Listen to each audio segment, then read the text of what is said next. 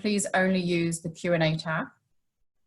If you have any technical issues with the session, please also write this in the Q&A tab, and my colleague Lisa will be able to answer privately and help. So we'll start with introductions. I lead the team in the financial business services and technology space at London Partners. So that basically means that my team assists international companies from around the world in that space as they look to set up in London. I'm also joined by my colleague Lisa Stafford, who organises and co-hosts these webinars with me. Lisa, would you like to introduce yourself and give a brief on your role at London Partners? You're on mute. Hi, sorry about that. Hi everyone, so I'm Lisa Stafford, Inward Investment Manager at London Partners, and I primarily help international businesses with their setup in London.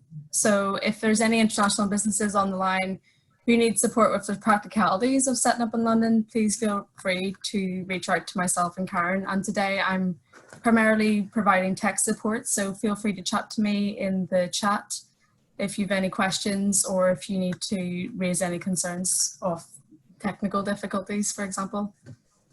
Great, thank you, Lisa.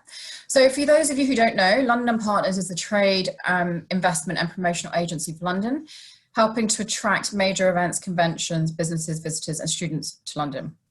So during these challenging times, we're very much focusing on business resilience and recovery. So our clients, stakeholders, partners are aware of the current business environment, opportunities available, and all the work that is really being done by businesses and partners to help each other during this crisis. These sessions address questions in relation to many topics, including funding, access to support, workforce planning, leadership, preparing for transition, etc. Our partners are very important to us, hence the London and Partners, and their work is fundamental to the assistance we give clients. So we're excited to have Guy and Stephen here today. So let's begin with just introductions. So start with Bates Wells. Stephen, can you just introduce yourself and give a brief overview on Bates Wells, please? Certainly, good morning. My name is Stephen Callender. I'm a partner in the corporate department at Bates Wells. We are a city law firm based in London. We have one office, but we really have a global and international reach through our work with non-exclusive partners through networks. I specialise in M&A and public markets, but I also spend a lot of time helping businesses who are sort of incorporated outside of the UK set up subsidiaries, branches, and to develop their business within the UK. As a firm, we are not only a partner of London and Partners, we actually, London Partners are a client of ours. So we know and work with London Partners very well hand in glove, and very happy to be here this morning to talk to you about a few of the issues about setting up in the UK. Great, thank you, Stephen. Thanks so much. And finally, Guy, can you please introduce yourself and give a brief overview on your role and Burn? Yes, no problem at all. Hello, everyone. So my name's Guy McConnell. I'm the founder and joint managing director of Burn. We are what is called an integrated brand response agency. But in simple terms, that means that we cover most areas of marketing, pretty much all areas of marketing, in fact, from advertising to digital marketing, to direct marketing, to content marketing, and so on. So we've got expertise across a broad range of skill sets. We're multi-award winning. We've been voted the UK's #1 marketing agency. We've got 35 awards to date, and we work for clients from a wide variety of sectors. We have no particular specialism in a particular sector, so lots of broad experience, and lots of clients of different sizes as well, so ranging from multinational corporates through to small tech startups. So that's us, that's Burn. Great, thank you. Thanks, Guy. So we're going to break this down into two. So to begin with, we'll start with Bates Wells, who will be focusing on setting up your business in the UK. Then Burn will speak about marketing your business in the UK. Thank you to everyone who have fed in questions prior to this session. We will incorporate them into the questions that we asked today. However, if you have any questions, please feel free to put them in the Q&A chat and Lisa will let me know. Stephen, so let's start with you. can you, well, just kick off and introduce what you'll be speaking about today? Over to you. Sure, thank you.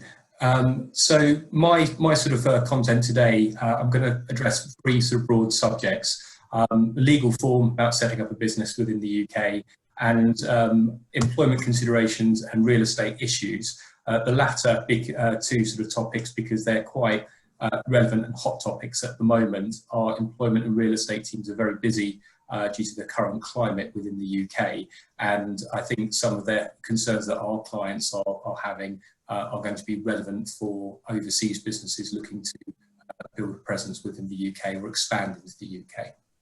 So we'll start by just having an overview of potential sort of legal forms. I should say, sort of at the end of each sort of section, I'm happy to take sort of Q&A questions before we sort of move on, whilst everything's fresh in people's minds.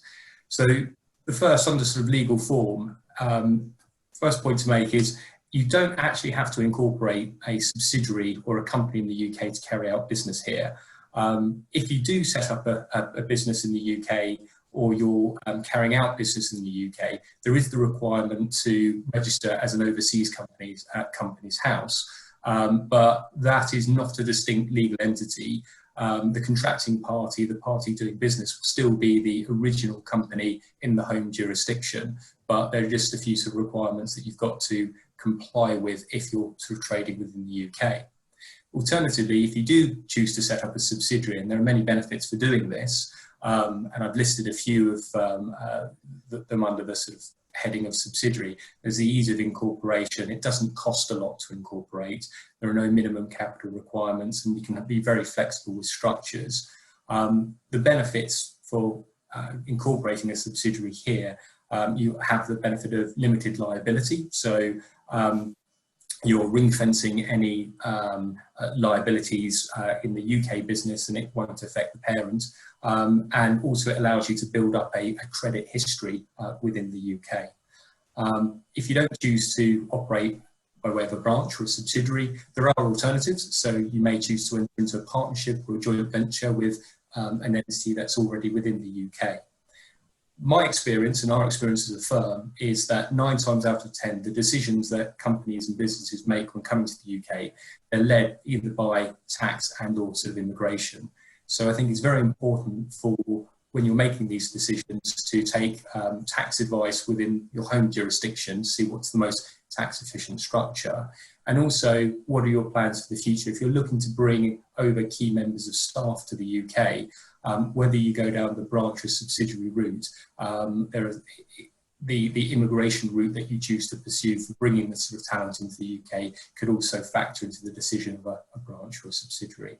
So in terms of legal form, you've got there's a high degree of flexibility, and there are some considerations both in the UK and at home that you need to sort of take into account before, I suppose, taking the plunge. At this stage, does anyone have any questions? Great. Well, Lisa can monitor the chat. I've got a few questions that came through. So this comes up a lot, actually. Our clients ask this from us often. So how long does it take to incorporate a company? Actually, the process is very quick. Prior to COVID-19, we were able to incorporate within the same sort of day, same working day. Nowadays, it's about sort of between 2 to 4 working days.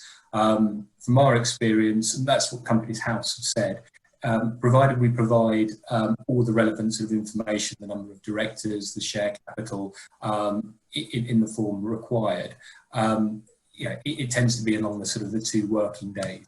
Companies House are very efficient as well. They're recognising the constraints of getting physical paper copies in this environment, so everything can be done electronically. And I think the main sticking point for our clients really is not the incorporation, it's opening bank accounts tends to take the longest period of time in the UK. Brilliant, thank you. And what documents do I need to provide to register as a foreign company? Well, if you go down the branch route and you need to register at Companies House, there's an all-encompassing form that you've got to file. Unfortunately, that has to be in paper copy, so that's slightly trickier in these sort of these circumstances. But within that form, you're setting out details of the home jurisdiction, the details of the directors of the company. You'll have to attach the company's constitution, so articles of association or bylaws, the latest accounts. And if any of those documents are not in English, the filing needs to be accompanied by a translation, a certified translation.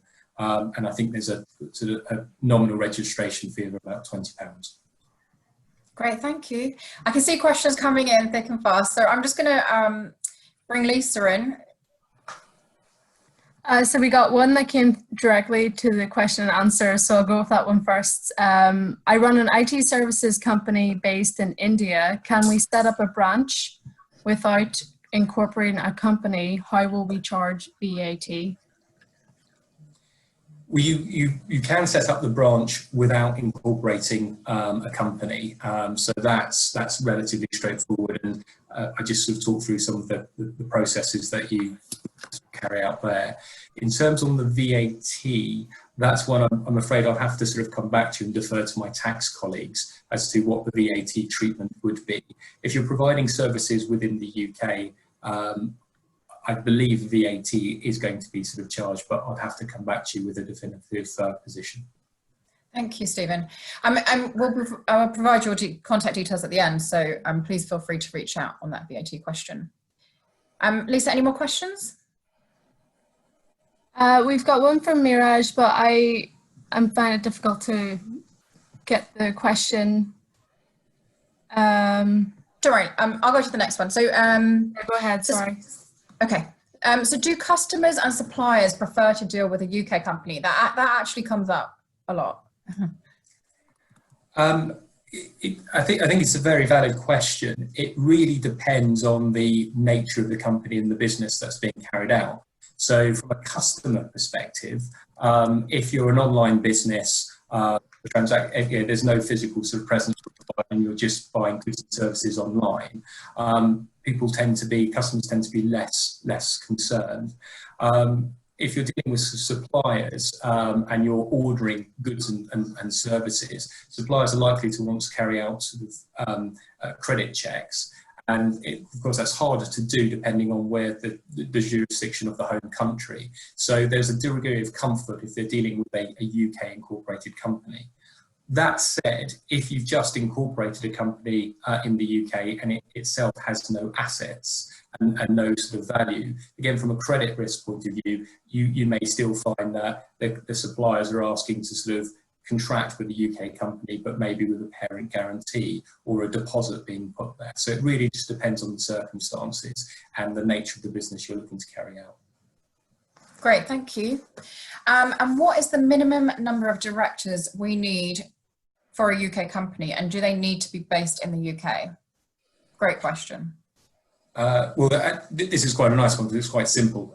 You can just have one director. You don't even have to have a company secretary for a proper company in the UK. So you can have one director, and that director does not have to be based in the UK. Great answer, thanks. So I think let's just go to employment considerations, your next topic. And then Lisa will kind of still, I can see all the questions coming through. So Lisa will come back to us on that. Thank you. So for employment considerations, I suppose, do you proceed to engage and recruit employees, or do you follow a model of perhaps keeping costs down and just engage with consultants as you're setting up within the UK? I suppose the advantage of dealing with a consultant, at least in the short term, is you don't have to navigate the employment sort of legislation and the costs associated with that. But you've got to be very careful that it's a genuine consultancy.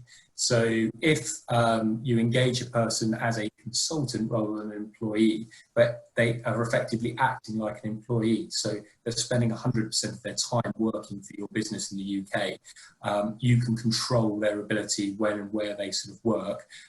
If they take holidays, if they sort of take sick leave, then they're likely to be viewed not as a consultant, as an employee. Failure to, I suppose, correctly designate an individual causes issues from tax consequences, because for employees in the UK, salary payments need to be sort of withheld on account of income tax and national insurance. And if the relationship were to sour between your business and a particular individual, it does leave the door open to employment claims as well. So understanding and how you're treating that person as an employer or consultant is very important. Employment contracts in the UK, there are minimum requirements that you need to include in there. So not just for role, salary, but from the 6th of April this year, employment contracts have to specify what benefits are being offered, what training, or if there's no training sort of being offered, it's got to specifically state that. And any other sort of paid leave other than annual leave, such as maternity leave, paternity leave, needs to be explicitly set out.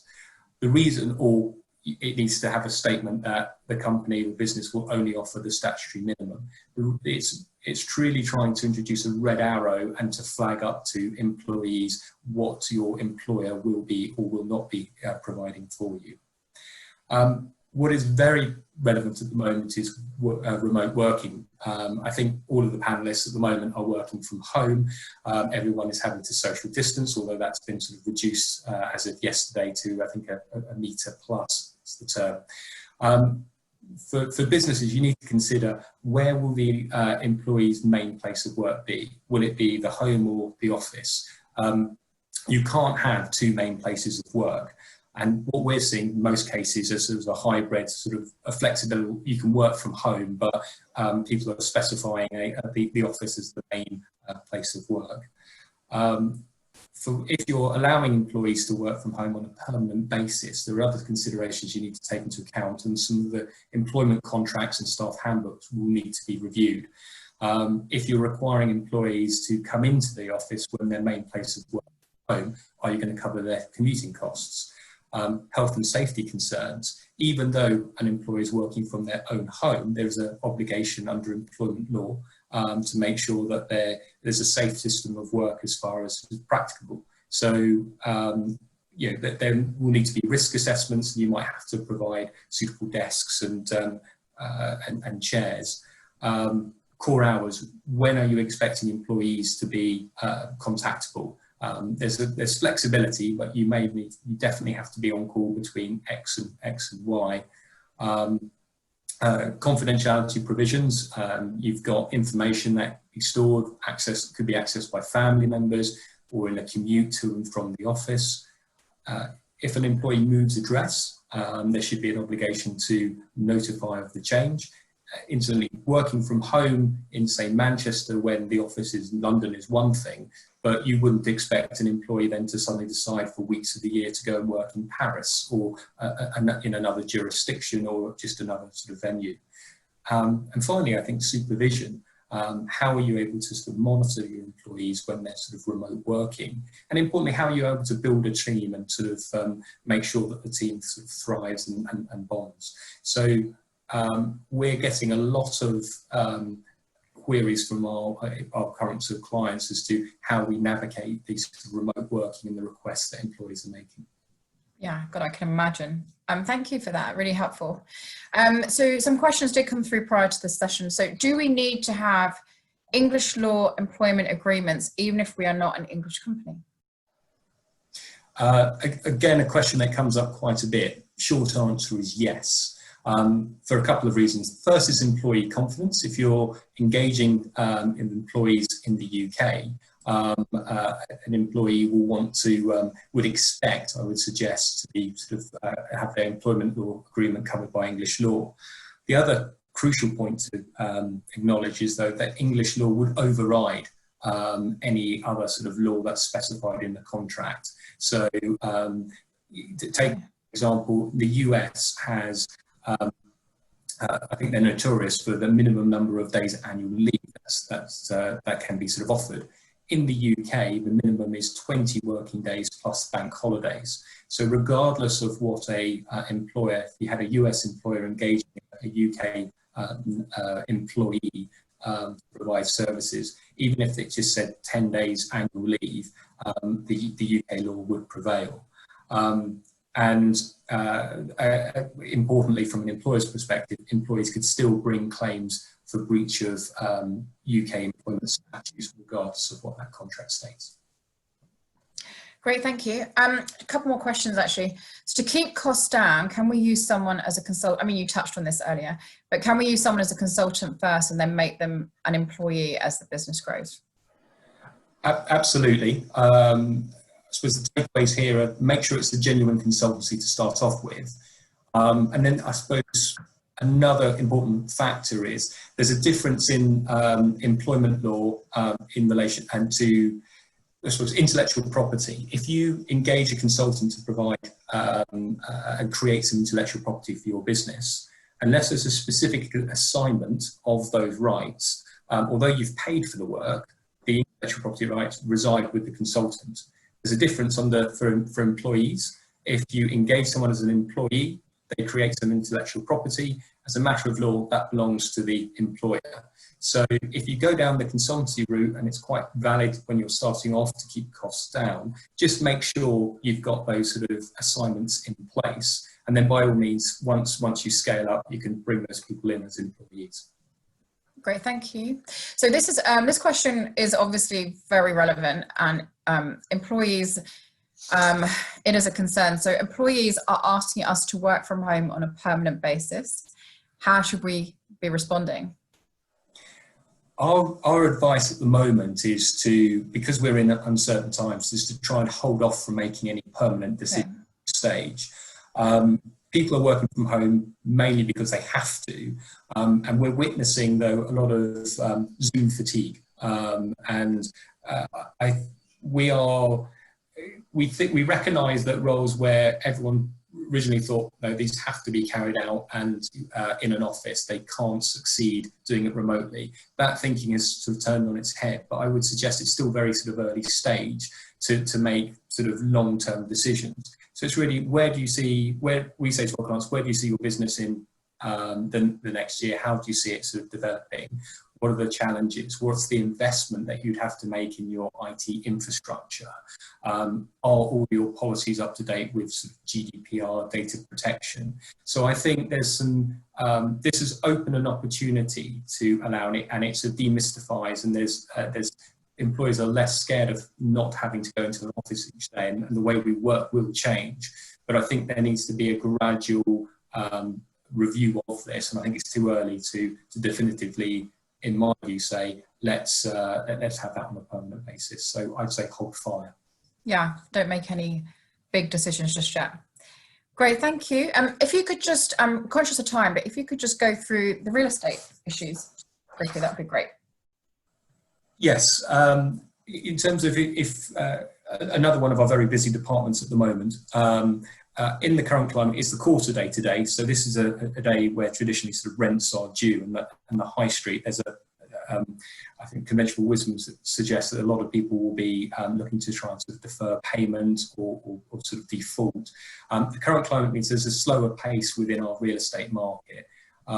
For the commercial property side, there's lots of price negotiations, and a lot of our clients who are tenants are looking to offload space by way of subletting and sharing. So if you are in the market and looking for space, there could be some opportunities and deals to be snapped up. I suppose you've got to balance flexibility and security. So on what basis do you occupy premises? Do you take a license, so it's very short term? The downside of that is it can be terminated by the licensor at any time, or they could maybe require you to relinquish one set of space and move to another space in the building. Leases give you greater security, but they have more onerous sort of provisions. So there's that certainty, but you don't want to be lumbered with, especially if the way that we're working is changing, with a lot of expensive sort of real estate. So break clauses are a key consideration for your ability to get out of that lease. Final sort of thought really is that what's the impact of COVID-19 on requirements for space? And we see there's two sort of competing demands here. it's very attractive for businesses to keep their costs down by actually reducing and shrinking the workspace in conjunction with working from home. But actually, we're still sort of testing the ground to see what, how we manage with social distancing and the return to work, because on that side of things, we might need greater space to ensure that desks are at least apart from each other. So very true. Employment, it's very much let's wait and see, and if we can avoid it, don't jump into rash sort of significant costly sort of decisions at this stage. That's very true. I didn't even think of that. Wow. Okay. Thank you. So we've got some questions. So how long does it usually take to get an agreement in place to occupy an office once we've found a location we like? If you're talking about a lease, I'd say, look, it could be, the average is about, from my real estate team's experience, is about 4 to 8 weeks. It depends on the level of DD, due diligence, that the parties, mainly the landlord, wants to undertake, and how they approach the negotiation. We've seen it a lot slower and we've seen it a lot quicker. I think our record was entry into a lease within sort of 6 hours. So it depends on. Wow. Okay. Very quick. Are we allowed to share the office space with others, provided we're responsible for their use of the office? Now, actually, a lot of our clients do end up sharing space with each other. So what are your thoughts on that? It's not as a default position. So when you're negotiating with a landlord, I think what we advise our clients to do is make sure that there are sharing provisions for group companies. So other subsidiaries or parents from the group can occupy the premises. And that there is the ability to share the space, but often you need the consent of the landlord. So we'd expect not a blanket consent within the lease documents, but provisions to say that if the landlord is notified that the landlord's satisfied that the other sort of business gives a good covenant, they're financially stable, that should be permitted. Yeah, thank you. So thanks for that. I'm just going to, we did have 2 questions. I know we need to go on to Bern, but we had 2 questions through that I would love your answers to. So how can you set up a limited company and yourself a director from abroad due to travel limitations, which I think is really relevant at the moment? It's not an insurmountable sort of problem, and a lot of this can be done electronically. Companies House have taken a very pragmatic view. So we've set up companies in the last sort of month or so for businesses where you don't need to have boots on the ground. So as long as we can provide that information, carry out our various know your client checks, Companies House is quite happy to incorporate without having individuals having to travel to the UK. Oh, great. Thank you. And I mean, we sell London, but this question I thought was really interesting. So Brexit Legacy, is it, the B word, which we don't even talk about anymore, is it still worth it to choose the UK as a global European HQ? Like you, Karen, I'm biased, so I would say yes. I think that there is that Brexit sort of is still very much a concern, and on what basis that we will cut ties with the EU. So a lot of it will depend on the sort of business that you're looking to sort of create in the UK, where your clients are based. Are you fully reliant on free movement of people, supply of goods and services? What type of deal will we strike with the EU? It's all very uncertain. However, London is a great place to raise capital. We have a very manageable tax system. It's very clear, transparent, rule of law, very advanced legal system. So there's a lot of trust and confidence there. The UK is a significant trading partner of the EU. So I think both sides would hurt if we don't have a sensible deal. And we are actively looking for other trading partners. So I'm biased. I think it's a valid concern, and we just have to see how the negotiations sort of develop between now and December. Great, thank you. Just to also add from London Partners side, we have a lot of many comparison reports on data, not just in Europe, but all around the world. So if any of you are looking to set up in London and you're looking to compare anything from tax regulations, cost of living, just let us know and we can absolutely send something through to you. So thank you, Stephen. That was fantastic. I think we could go on for another 20 minutes, but I think there are some more questions, but Lisa's just going to ask you to respond directly in the chat. So thank you. We're going to move on now to Guy. Hi. Hi, Guy. Hello. Hi. So, I mean, we have a lot of questions on actually marketing your business once you're in the UK. So we'll just kick off. So is now a good time to be marketing in the UK? I mean, great question. It's probably, I guess this question is generated post COVID-19. And the answer is that I think it depends. It depends on what sector you're in, of course, and it depends on the maturity of your business from a marketing sense. So,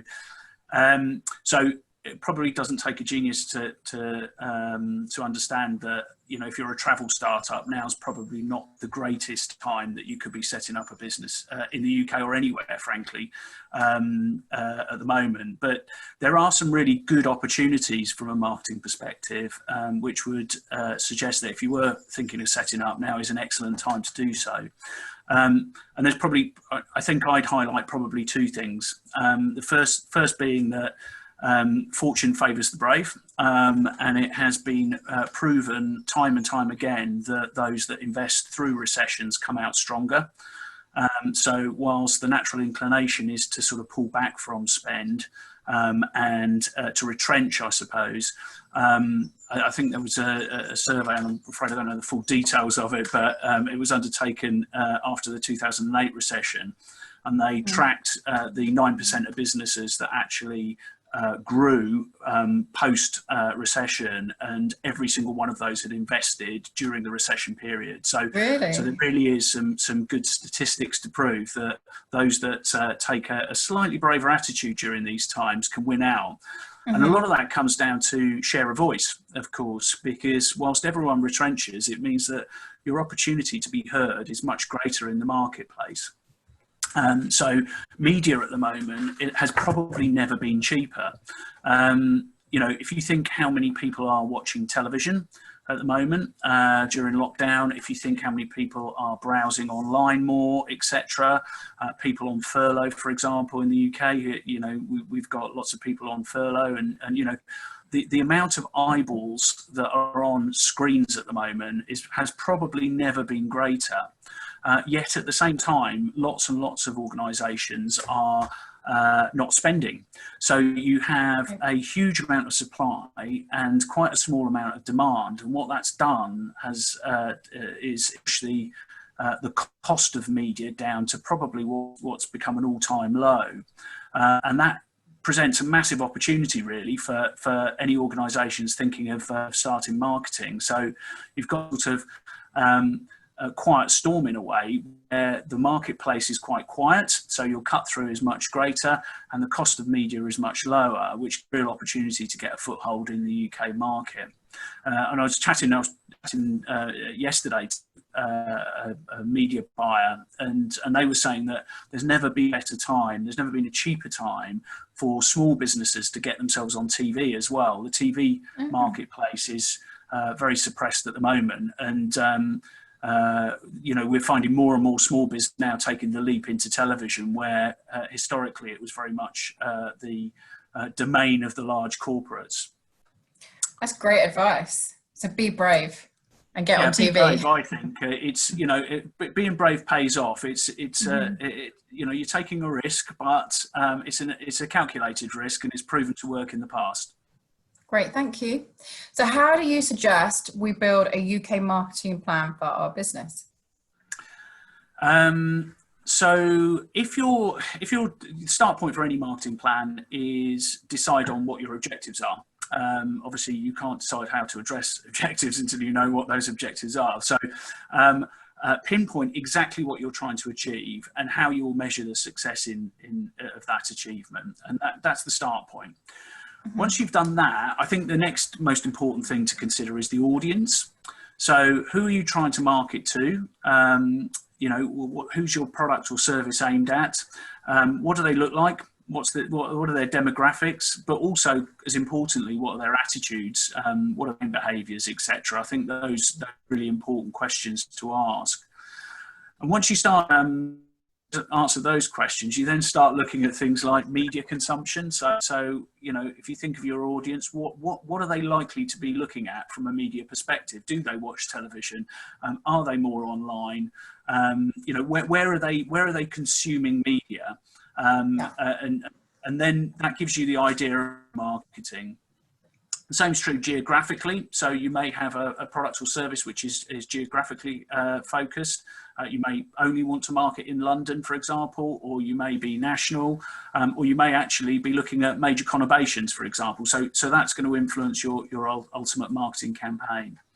And yeah, one of the questions I guess that we often say to clients to try and answer is, what do you want your target audience to think? What do you want them to feel, and what do you want them to do? And if you can answer those questions, very often you've got the basis of the start of a marketing plan that's highly focused and very insight driven based on your audience. You know, it's fairly common sense, actually, marketing. It really is. You know, if you're marketing to financiers in the City of London, with a B2B product, you know, your campaign is going to look very different to an awareness campaign for a kid's breakfast cereal sold through, you know, the major grocery chains. It's common sense, and you just need to work that process through. Great. Thank you. I'm learning so much already. So what is the advantage of using a UK marketing agency to help you? This is a great question because it gives me a chance to advertise Burn. Exactly. No, I will try to avoid doing that. No, just on a more general level, what, you know, the key thing is market knowledge. So the market knowledge that an agency on the ground in London will have is significant. They will be able to shortcut a lot of the mistakes that potentially you'll make. So it's about understanding the competitive landscape you're to. They may well have got experience in the marketplace that you are trying to enter. It may be that they've even worked with competitors within your space. So all of that valuable insight will help you make sure that you get, you have the most success, I suppose, as possible from your marketing activities. They'll obviously have, I touched on media previously, but they're going to have the media knowledge as well. And there are quite significant nuances in the different media landscapes in different countries and different jurisdictions. Mm-hmm. So I think that you know, that's sometimes an area where businesses that are trying to enter the UK and don't have that insight and knowledge, you know, potentially can fall down. You know, to give you an example of that, the way, you know, if you're a business to business organisation looking to lead generate, then you might choose to use direct marketing, so postal direct marketing. And the way our postal system works in the UK is very different from many other jurisdictions. And in fact, there are many opportunities from the way our postal system works. So if you understand those, you can actually save a very substantial amount of cash on the activities that you're running by having those insights. And then probably the final thing that I'd say is that an agency could bring to the party is audience sensibility. So I guess just understanding how audiences react in the UK versus your home market. And we found, particularly, you know, working with US companies coming over into the UK, that, for example, the design aesthetic that we have in the UK is very, very different to the design aesthetic that you see in the US. And US companies very often will think, well, it's all English, so we'll just bring over our own communication. Right. Mm-hmm. And they can very often land flat because people just don't like the look of the materials that are coming across. So I would always recommend that you look at a local agency to try to localise any communication material that you've already got created, because those abilities can make a big difference to response rates. Great, that's great advice. And Guy's email is on the holding slide, so please feel free to get in touch with him directly. Lisa, I believe we have a question.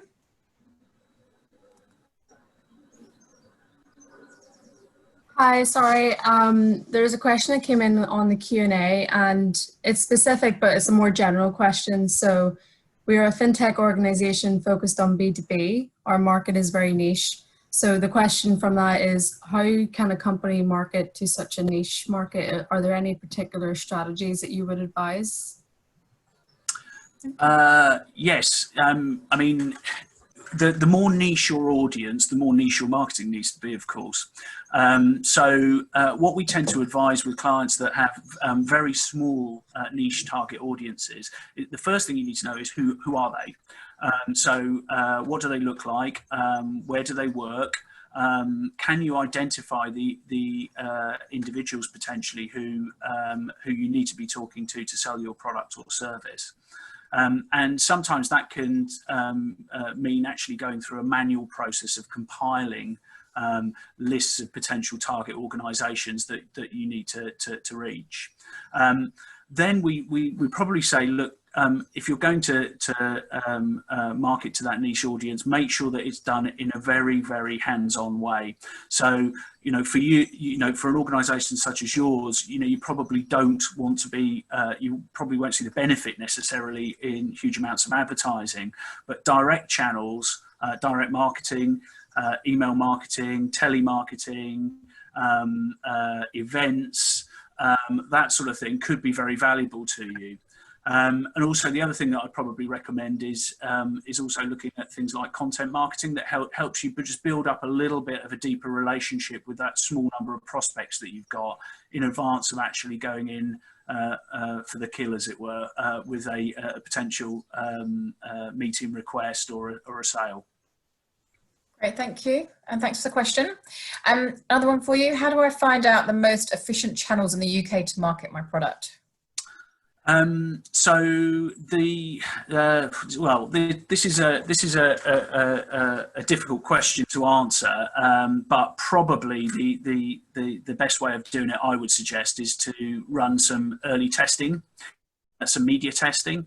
So obviously there are a multitude of different channels that you can choose to target customers through in the UK, just as there are in many other marketplaces.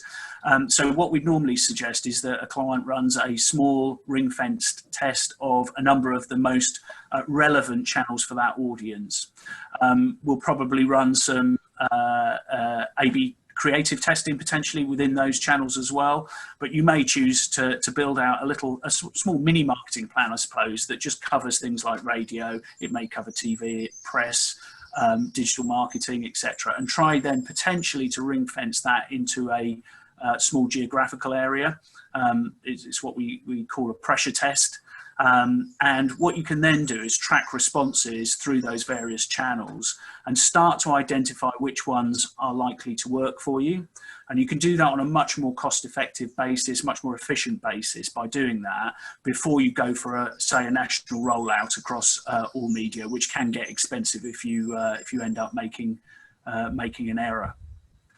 Okay, great, thanks. I'm conscious of time, so I'm just going to hop to some questions that I think are quite really relevant at the moment. So one question was, how do I market my startup on a tight budget?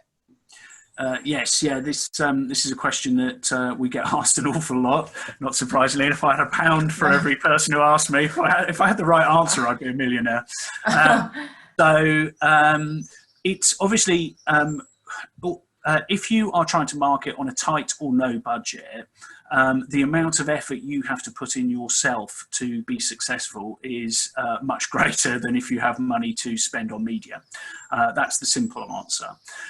So there's probably two things that I'd recommend to someone who is operating with a relatively tight budget or no budget.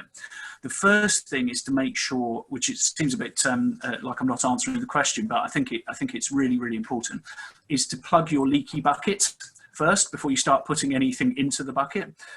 So what you need to do is look at your conversion funnel, and you need to make sure that your conversion funnel is as slick as possible. So for example, giving an obvious example of an e-commerce company, you know, if you're selling on your website, you need to make sure that your process to get people to put things in their basket, to move from the browsing experience through to the actual shopping cart to the payment process is as slick as possible. That you then take all the friction out of your shopping cart process, and that you've got plans in place for basket abandonment and so on and so forth. Basically, you're trying to turn all of those dials up by tiny percentages, just to give you a little bit of a step forward, because, you know, literally 0.25% on your conversion rates on your site before you start putting newly acquired customers into the top of the funnel can have a huge difference on the success of your marketing. So start actually from the retention perspective, get that right. Then you start on the acquisition. And probably the most obvious thing to recommend if you're tight on budget is social media. So social media has the advantage that it can be done by anyone. So you can set up your own profiles for your organization, find the networks that are most relevant to your target audience, set up profiles on those networks, and then start building out compelling content on those networks that's going to engage with your target audience. And lots of people think, well, I haven't got the facilities, I don't know how to do content, etc. Lots of it is common sense. And, you know, the beauty of social media is it sort of, it gives you permission to do things that aren't necessarily slick and highly produced. So you can produce videos on your phone, you can edit them on your phone, you can put them up, and as long as the content and the idea behind them is good, you'll get engagement, you'll get likes, etc. And that builds you up a base of potential customers that are interested in your product. And if you've got a little bit of budget, you can then advertise that content further afield, targeting the relevant sort of groups of individual that you're looking to acquire. And you can do that relatively cost effectively on social media. It's a reasonably cheap on a cost per click basis to engage with people. So social media really is the answer, you know. And once you've got a little base of customers built up, then start looking to try to generate leads off the back of that, or try to convert them directly through to sale. Great, thank you. I'm going to just, sorry, we have so many questions, but I'm going to finish on this one very quickly. So what are some of the obstacles I need to look out for in the latter half of 2020 from a marketing perspective? So I think it's actually probably the reverse of one of the questions I answered earlier on in some ways, because, you know, what's going to happen as we come out of lockdown and businesses come out of lockdown, which is obviously, you know, going to have been given a kickstart by the Prime Minister's announcements yesterday. You're going to see more advertisers come back into the marketplace, and they will be trying to come back. Marketing tends to be a bellwether for the economy. So if anything goes wrong in the economy, it immediately takes a dive as companies try to ring fence what they describe as discretionary budget. So they put it, snaffle it away for a rainy day and think, right, we won't do any marketing. But we are also the bellwether the other side. So as soon as there's a hint that a recession's coming away, you'll see people spending quite quickly, and they're doing that to try and take advantage of the low media prices and the better share of voice that they'll get at that stage. So the big risk for anyone now going into the second half of 2020 is obviously there will be an increase in media prices and there will be an increase in activity. And, you know, what you've got to try to do is to time your entry to take advantage of the latter days of the efficiency that we've got in the marketplace at the moment. And ultimately, you know, try to think through how you're going to make your campaign really stand out in what is going to be an increasingly cluttered marketplace. So how do you make your proposition more differentiated? How do you make your proposition something that people are going to notice rather than not notice? There was a statistic that I saw the other day, which was terribly depressing for anyone who works in marketing, saying that 89% of marketing is not noticed at all. So it's literally wallpaper. No one sees it. Everyone just ignores it. If you think how you flick through newspapers on the train, etc., you'll be aware that you tend to just gravitate between the editorial and you block out lots of the ads. So only 11% of marketing is noticed, which is a huge wastage in marketing dollar. And out of the 11%, 7% is hated, and 4% is. So obviously we all want to get into the 4%, but I always say to clients, look, if you can get into the 11%, you're doing well.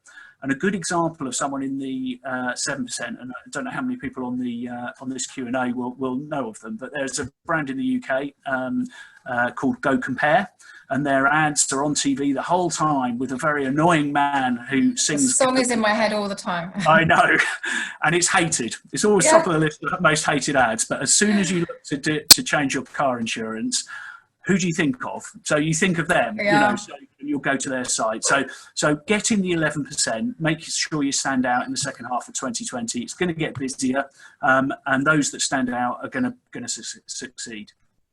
Brilliant. Well, I mean, I could talk to you and Stephen all day, to be honest with you, but that's been so helpful. Thanks so much. We didn't manage to get through all the questions and we've gone slightly over, so I'm going to wrap up now. So thank you, Guy.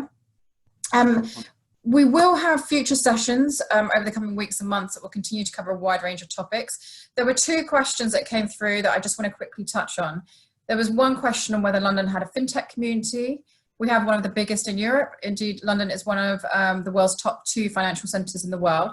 So we have a huge amount of information on useful contacts and resources, not just on fintech, but on many sectors. We can send this through in our follow-up. It's just a Dropbox link, which will be really useful for you. It's a fantastic list of resources.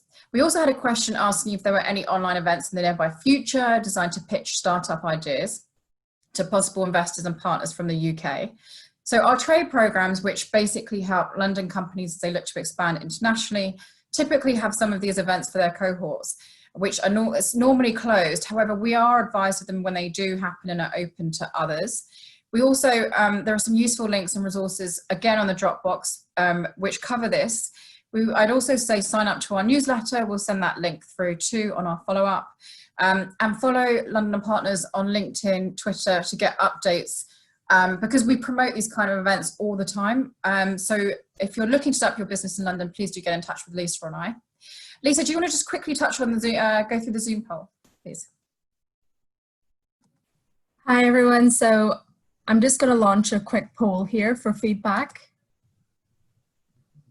So it's just popped up on your screen now.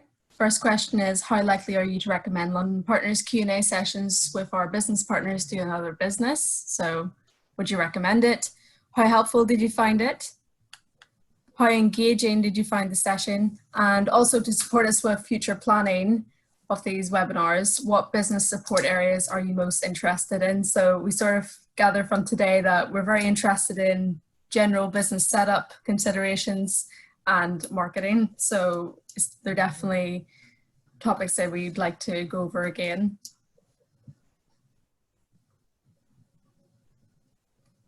So let's leave it up for another 15, 20 seconds. See that the votes are coming in. Thank you.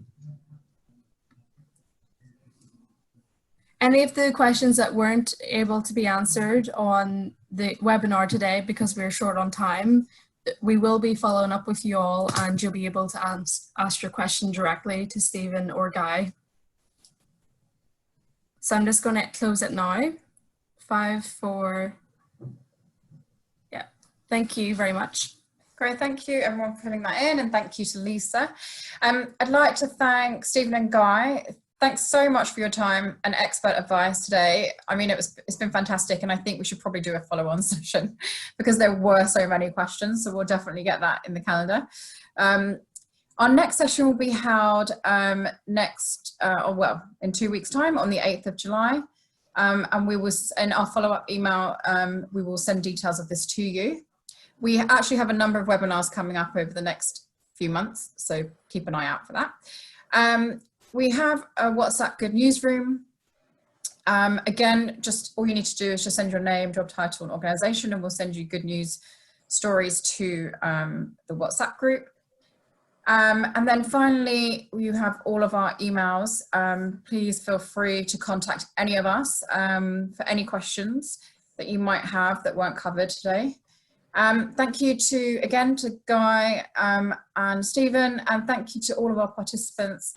And that kind of wraps it up. Look after yourselves and stay safe. Thanks. Thank you. Thank you.